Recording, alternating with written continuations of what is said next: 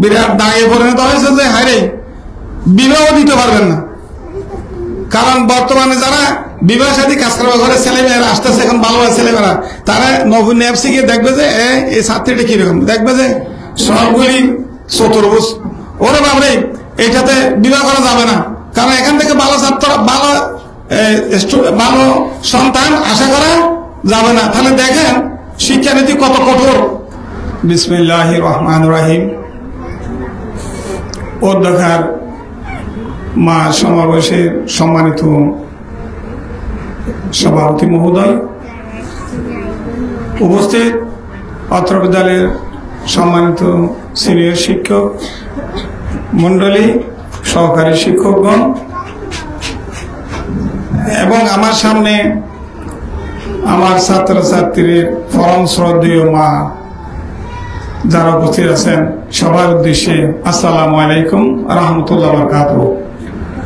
আমরা সবাই একটা কাজ করি, সবাই একবার বলুন আলহামদুলিল্লাহ। একটু বড় করে বলতে হবে, একটু বড় করে বলেন আলহামদুলিল্লাহ। আচ্ছা, এখানে কি হিন্দু আছে কেউ? নাই। এখানে একটা কথা বলে রাখি, আপনাদেরকে বলা দরকার যে হিন্দু ধর্ম যে কিছু নাই হিন্দুরা বুঝে। ডক্টর ফিজুস কান্দি ধর খুব হাইফে শিক্ষিত লোক, এদের ধর্ম যে কিছু নাই তারা বুঝে, কিন্তু তারা বোঝার ফলও আসতে পারে না। কেন তারা বোঝার ফলও আসতে পারে না? যে ওই বাপ দাদা যেটা করছিল এটা ত্যাগ করতে পারে না। তো আমাদের পরিস্থিতিও এইরকম যে আগে আমরা যে গতানুগতিক পদ্ধতিতে ছিলাম, যে অনেকের মনোভাব গতানুগতিক পদ্ধতিতে রেখে দিচ্ছেন আপনারা, যে এখান থেকে ওখানে কিছু নাই, আসলে কিছু নাই ওখান থেকে আমাদেরকে পরিবর্তন করে বর্তমান শিক্ষানীতি আসতে হবে। যেমন দেখুন, আপনাদের আমি দেখতে পাচ্ছি, আপনাদের মনের ভাব বুঝতে পারছি যে বদাহালি হাই স্কুলে কয়জন প্লাস পেয়েছে? 2 জন। অন্য স্কুলে কয়জন পেয়েছে? 12 জন। তাহলে আপনাদের মনে একটা হিদিক থাকে গেছে যে এখানে মনে হয় লেখাপড়া ভালো হয় না, ওখানে লেখাপড়া বেশি ভালো হয়, এই জন্য এফলাস। এখন বর্তমান শিক্ষানীতি এফলাসকে বন্যায় বাসিয়ে দিয়েছে। এফলাসের দ্বারা কোন ছাত্রছাত্রীর ব্যক্তিক উন্নয়ন, আচরণবিধির উন্নয়ন কোনোদিন হয়ও নাই, হবেও না। এটা বাংলাদেশ সরকার বাহাদুর বুঝতে পেরেছে। তাই আপনাদেরকে গতানুগতিক পদ্ধতি বাদ দিয়া বর্তমান ডিজিটাল প্রযুক্তির বাড়ির মধ্যে চলে আসতে হবে। আপনাদেরকেও আসতে হবে, আপনাদের সন্তানদেরকেও আস্তে আস্তে এই প্রক্রিয়ার মধ্যে নিয়ে আসতে হবে। যা গেছে তা গেছে, এটা মনোভাব রাখতে পারবেন না। দেখেন আপনারা হয়তো আপনারা বলবেন আমার ছেলে গণিতে 90 পেয়েছে। এখন বর্তমান সরকারের যে শিক্ষানীতি আসছে এখানে 90-এর কোনো প্রশ্ন নাই। আপনারা হয়তো কয়েকটা জিনিস ভালো করে বুঝেন নাই। বর্তমান আধুনিক শিক্ষা পদ্ধতির মধ্যে 3টা স্তর আছে। আমাদের সমাজের শিক্ষকরা ভালো করে বলেছে, আমি আর একটু বলতেছি। 3 প্রকার যে আপনাদের ছাত্রছাত্রীকে বিভক্ত করে। তার মধ্যে একদম খারাপ প্রকৃতি যেটা, এটা হচ্ছে বর্গক্ষেত্র চতুর্ভুজ। চতুর্ভুজ দেবে যে চতুর্ভুজ দেওয়া মানে আপনার ছেলে মেয়ের বেড়ে কিছু নাই। আর কিছু কিছু যারা শিখছে, কিছু আমরা পরিবর্তন করতে পারছি। এ ধরনের হলে এদেরকে বৃত্ত, যারা বৃত্ত পেয়েছে তারা, আপনারা কিছু শিখেছেন, আমরাও কিছু শিখেছি, তা মোটামুটি বৃত্ত পেয়েছে। কিছু আছে আপনাদের ছেলে মেয়েদের মধ্যে। আর যারা আপনাদের কথা টু মানে, শিক্ষকের কথা হুবহু মানে, স্কুলে নিয়মিত আসে, তারা ত্রিভুজ হয়। ত্রিভুজ হচ্ছে এফলাসের উপরে। তাহলে দেখেন এটা একটা কথা। আরেকটা কথা আছে, সেটা কি? সেটা হচ্ছে তৎকালীন পরীক্ষা পদ্ধতির মধ্যে ফাঁস করলে শুধু বদাখালী মানুষ জানতো, শুধু বদাখালী মানুষ জানতো যে বদাখালী আমার ছাত্ররা গোল্ডেন এফলাস পেয়েছে।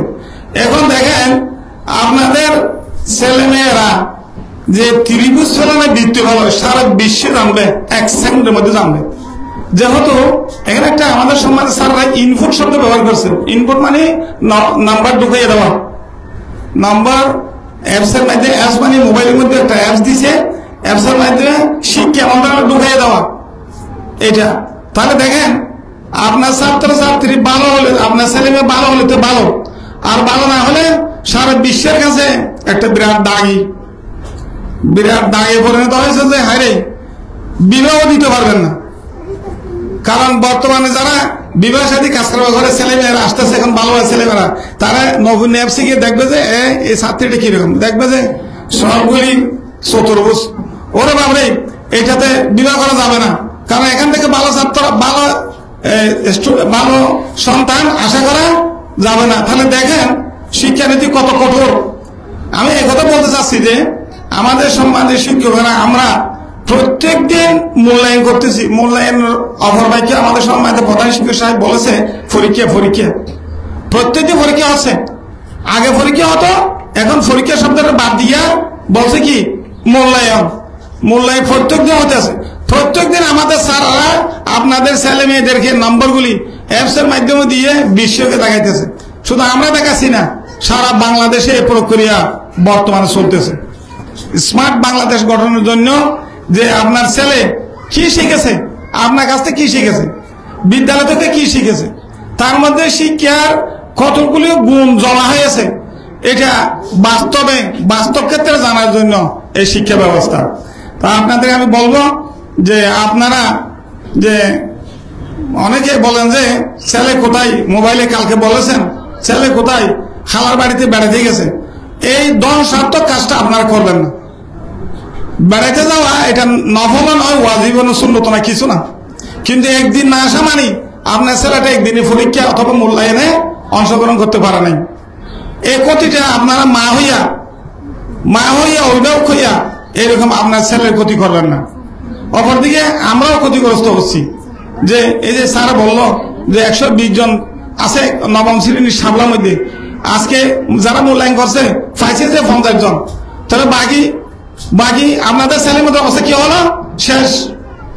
এখানে আগে আপনারা করতেন কি পরীক্ষা পদ্ধতির মধ্যে যে স্যার সব বিষয় ভালো করছে, এক বিষয় খারাপ করছে, আগামীতে ভালো করবো, আমি প্রাইভেট পড়াবো, হেড স্যারের কাছে আসে আপনারা একটা আবেদন দিয়ে দিলেন, স্যার একটু প্রমোশন দিয়ে দেন।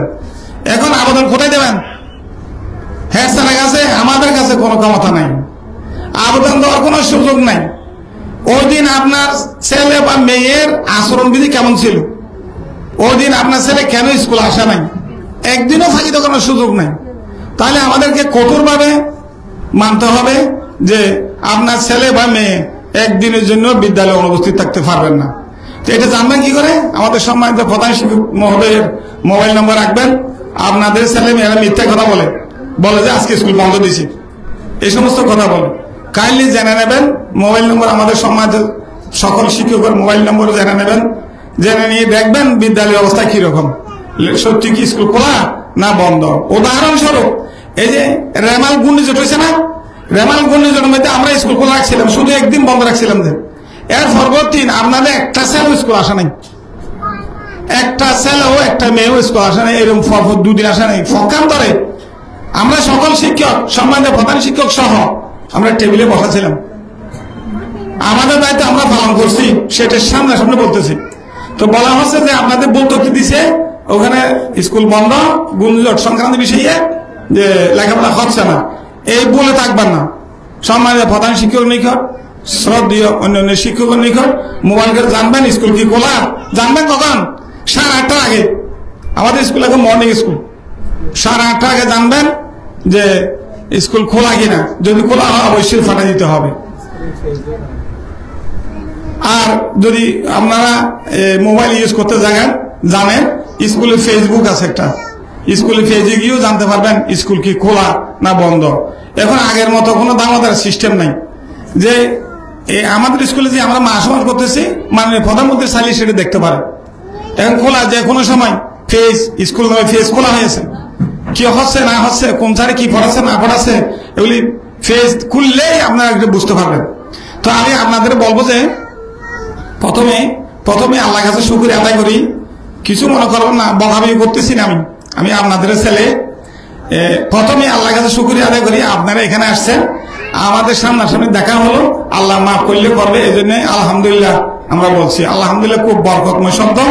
এই দ্বিতীয় কথা হচ্ছে আপনাদেরকে আমাদের সম্মানিত প্রধান শিক্ষক সাহেব এখানে ডেকেছে যে আপনারা আপনাদের ছেলে মেয়ে ব্যাপারে কতটুকু অগ্রসর, শুধু আমাদের উপর ছাড়ে দিলে তো এই কাজ হবে না। আমরা উপস্থিত ফাইলেই আপনাদের ছেলেদের মেয়েদের আচরণ এটা পরিবর্তন করার চেষ্টা করতে পারি, কিন্তু না আসলে কি করব? এই কথাটা আপনাদেরকে সবে নিয়ে জানার জন্য যে আজকে এই মা সমাবেশ। অত বলতে পারেন বাপ সমাবেশ হয় না কেন, যে বাবারা যে বিভিন্ন কাজকর্মে থাকে এদিক ওদিকে যায়, বেশিরভাগ মারা সন্তানদের ব্যবস্থা নেই। অপরদিকে আরেকটি কারণ আছে, সেটা হচ্ছে আমাদের স্কুলে বেশিরভাগ মেয়ে, তো মেয়েদের খবরাখবর বেশিরভাগ মার কাছে থাকে, বেশিরভাগ মেয়ে। তো নেবেন যে এই শিক্ষা পদ্ধতি অত্যন্ত সহজ শিক্ষা পদ্ধতি, যদি হুবহু আপনার ছেলে বা মেয়ে শিক্ষা পদ্ধতি মানে, তা দেখবেন একটা সুন্দর জীবন গঠন করতে পারবে, কিছু শিখে যাবে ভবিষ্যতের জন্য। স্কুল উপস্থিত থাকলে পরীক্ষা দিতে পারবে না, এগুলি কেউ রক্ষা করতে পারবে না। অটু মোবাইলের মধ্যে আপনার ওখানে চলে যাবে, অটু মোবাইলের মাধ্যমে এই কাজগুলি হতেছে, তো কারো কোনো কিছু নাই। তো বলতে চাইছিলাম অনেকের কাছে আপনাদের কাছে অনেকে ভুল তথ্য দিয়েছে। কি তথ্য দিয়েছে? যে এই শিক্ষানীতিতে কোনো কিছু লেখাপড়া নাই, যে আগে শিক্ষা পদ্ধতির নম্বর পাইতে 80 নম্বর 60 নম্বর 70 নম্বর এ পদ্ধতি, এগুলি কি ত্রিভুজ বৃত্ত, হ্যাঁ চতুর্ভুজ। যে আপনারা বইগুলি একটু খুলে দেখবেন, উচ্চতর দক্ষতা লেখাপড়া এখানে আগের চেয়ে 50 গুণ বেশি আছে। উচ্চতর দক্ষতার ভিতরে কথার ভিতরে বড় বড় প্রশ্ন থাকিয়ে গেছে, অনেক লেখাপড়া থাকিয়ে গেছে। তো যারা বলে তারা এগুলি পড়ে দেখেও নাই, পড়ার ইচ্ছেও নাই আমার মনে হয়। এখানে বইটা এমন সুন্দরভাবে লেখা যে একটু খেয়াল করলে, আপনারা খেয়াল করলে বুঝতে পারবেন যে তোমাকে তো স্কুল যেতে হবে। অপরদিকে আপনাদের কাছে একটা ভুল তথ্য আছে, সেটা কি? সেটা হচ্ছে মার কাছে বাবার কাছে যে বড় স্যার বলছে যে আজকে শিক্ষা উপকরণ দিতে হবে, কিনতে হবে লাইব্রেরি থেকে, 50 টাকা লাগবে, 40 টাকা লাগবে। আমি এটা ভুল ভাঙতে চাই। এইরকম শিক্ষা উপকরণের জন্য কোনো টাকা দেওয়া যাবে না। শিক্ষা উপকরণ আপনাদের বাড়িতেই আছে। এই যে বিগত বছরের ক্যালেন্ডার আছে না, ক্যালেন্ডারের অপর পৃষ্ঠা সাদা আছে না, ওখানে একটা ক্যালেন্ডার নিয়ে আসবে। কাগজ লাগিলে, ফুল লাগিলে, পাতা লাগিলে, গাছের আশেপাশে ফাড়ায়, এগুলি আছে। সহজলভ্য উপকরণ ব্যবহার করতে হবে, যাতে ফিতা মাথার টাকা খরচ না হয়। এই ব্যবস্থায় শিক্ষানীতিতে অথচ আমাদের ছাত্রছাত্রীরা বাড়িতে গিয়ে এগুলি বলবে দেয়, স্ট্যান্ডার্ড টাইপের কাগজ নেয়, 40 টাকা 30 টাকা রঙিন কাগজ লাগবে, এই লাগবে সে রঙিন কাগজ আমাদের বিদ্যালয় থেকে সম্মানিত প্রধান শিক্ষক সাহেব সরবরাহ করবে। এরকম ব্যবস্থা এখানে আছে। অতএব কোন ছেলে মেয়ে যদি আপনাদেরকে এই ব্যাপারে কোনো টাকা পয়সা খুঁজে দেবেন না, অতিরিক্ত টাকা খরচ করার এই শিক্ষা নিতে কোনো ব্যবস্থাই নেই। তো আপনাদেরকে আমি আরেকটি কথা জানাতে চাই যে আপনাদের মেয়েরা আসলে কোনো মেয়ে ভালো খারাপ না, খুব ভালো, কিন্তু সঙ্গ দোষে খারাপ হয়ে যায়। আপনারা হয়তো জানেন না বা অনেকে জানে থাকবেন, আমরা যারা শিক্ষক আছি এখান সম্মানিত প্রধান শিক্ষক সহ, যে অনেকের ঘরের মেয়েরা এই যে জেডিতে গিয়ে আলাপ করে, এই করে সেই করে, অ্যাক্সিডেন্ট হয়ে যায়, গাড়ি ঘোড়া বিভিন্ন জায়গায় চলে যায়। শেষে একটা প্রত্যয়পত্রের জন্য সমাজের প্রধান শিক্ষক নিকট আসে, আমি একটা কাগজ দিয়ে কেস করবো, মামলা করবেন কেন? এর আগে আপনি আপনার মেয়ে কি বলতেছে আপনি তো জানেন অবশ্যই, কি করতেছে, কার সাথে কথা বলতেছে, এগুলি খোঁজ নেওয়া আপনার উচিত না? খোঁজ নিয়ে যদি খাবার দিতে না পারেন, যদি সামাল দিতে না পারেন, আমাদের সহযোগিতা নেবেন, সমাজের প্রধান শিক্ষক সহযোগিতা নেবেন, যে আমি কি করতে পারি, এই মেয়েটা আমার কথা বুঝে না, বুঝতে চায় না, এ হতেছে সে হতেছে, আমাদের সাথে শেয়ার করবেন, আমরা আপনাদেরকে হেল্প করবো এই ব্যাপারে। তা আমরা আশা করব আপনাদের মেয়েগুলি যথাসময়ে স্কুল আসবে, যথাসময়ে স্কুল থেকে যাবে। আপনারা এও জানি খুশি হবেন যে আমাদের সমাজের প্রধান শিক্ষক যে স্কুল শুরুর আগে মাইক দিয়া, এই মাইক নিচে টাঙ্গানো অবস্থায় থাকে, মাইক দিয়ে বলা হয়েছে যে গেটের বাইরে কোনো মেয়ে বের হতে পারবে না। তো তোমাদের যদি কলম লাগে, খাওয়ার কিছু লাগে, আমাদের এখানে অফিস সহকারী আছে, এখানে আমাদের জন্ম আছে, এদেরকে বলবা যে এদের দিয়া ওগুলি আনতে পারবে তোমরা, কলম খাতা যা লাগে। বাইরে দেওয়ার কোনো স্কোপ নাই, আমরা এই সুযোগ দিই না। তো অনেকে এরকম সুযোগ নেই। তো আরেকটা কথা হচ্ছে যে এরকম আমাদের হয়তো সামনে স্কুলটা মর্নিং না থাকতে পারে, না থাকলে এদেরকে হট করে কিছু শুকনা খাবার দেওয়ার ব্যবস্থা করবেন। দুপুরের খাবারের জন্য খালার বাড়িতে, নানির বাড়িতে ওগুলো যাওয়া যাবে না। আপনারা নিশ্চয় জানেন খালার বাড়ি, নানের বাড়ি যত সব গন্ডগোলের বোঝা এখানে এরকম হয়ে যায়। আরেকটা কথা বলবো যে দেখা গেছে যে আপনাদের ছেলে মেয়েদের বই পুস্তক ব্যাপারে কোনো যত্ন নাই। বই দিছে, কোথায় ফেলে দিছে, সিঁড়ি ফেলে দিছে, কি করছে না করছে তার দিকে খেয়াল নাই। এখানে আসে আমাদেরকে বলো যে আরেকটা বই দিতে হবে। সরকার তো বই দিয়েছে, আমরা কাউকে ফেরত দিই নাই, আমরা বই দিয়েছি। আপনাদের কাছে আর একটা খারাপ তথ্য আছে, সেটা হচ্ছে যে স্কুলে বেতন না দিলে মারে, বেতন না দিলে মারে, পরীক্ষা দিতে দেবে না। কোন দিন কোন ছাত্রছাত্রী আমরা এখান থেকে ফেরত দিই নাই। বলেছি যে তোমার এতটুকু টাকা পয়সা বাকি, এগুলি কালকে দাও, পরশু দাও, কিস্তি কিস্তি করে দিয়ে দাও, কিন্তু পরীক্ষা দিতে হবে। যেগুলি মূল্যায়ন আছে মূল্যায়নে থাকো তুমি। এখান থেকে সরাসরি আমরা কাউকে এরকম পাঠাই নাই। এইরকম খারাপ ধারণা থেকে আপনাদেরকে ফিরে আসতে হবে। আপনারা মা, আপনারা সবাই বুঝেন আপনার ছেলে মেয়ে কি করতে হবে না করতে হবে। আপনারা আমাদের সাথে একটু শেয়ার করবেন। আমাদের স্কুলকে সামনে লেখাপড়া একটু যাওয়ার জন্য, অগ্রসর হওয়ার জন্য আপনারা সহযোগিতা করবেন। সামনে ডাকিলে আসবেন। অনেক মারা আজকে তথ্য দিছে যে খরে খেলা যা করে, এটা কি তুই লেখাপড়া করছ না, তোর সারা ডাকিটার নদিন। এইরকম মনোভাব থাকতে পারে আপনাদের, যে ছেলে মেয়েদের সাথে আপনাদের এরকম বিরত থাকতে পারে। তো তাকিলেও আমরা যদি ডাকি আপনারা আসবেন, এই মারাত্মক কথাটা আমাদের সময় প্রধান শিক্ষক বা অন্য শিক্ষককে বলে দেবেন। আমরা সংশোধনের চেষ্টা করব, বোঝানোর চেষ্টা করব। বলবে কে থাকবেন না, বলে নড়াচড়ায় জড়িত থাকবেন না। আপনাদের কাছে আমাদের অনুরোধ, বিদ্যালয় কর্তৃপক্ষ যে কোনো সময় মোবাইল করলে, যে কোনো সময় এখানে চিঠিপত্র পাঠাইলে একটু সাড়া দেবেন। আমরা আপনাদেরকে সম্মান করি। বিদ্যালয়ের পক্ষ থেকে আমি আপনাদেরকে এখানে আসার জন্য ধন্যবাদ জানাই। আপনাদের সুস্বাস্থ্য ভালো থাকুক। শিক্ষানীতি সংক্রান্ত বিষয়ে আপনারা নিশ্চয় জেনেছেন যে এই যে নতুন শিক্ষা পদ্ধতি, এখানে মূল্যায়ন হবে, 2 প্রকারের মূল্যায়ন হবে। এই মূল্যায়ন ব্যাপারে আপনারা জেনেছেন, প্রত্যেক দিন মূল্যায়ন চলতেছে।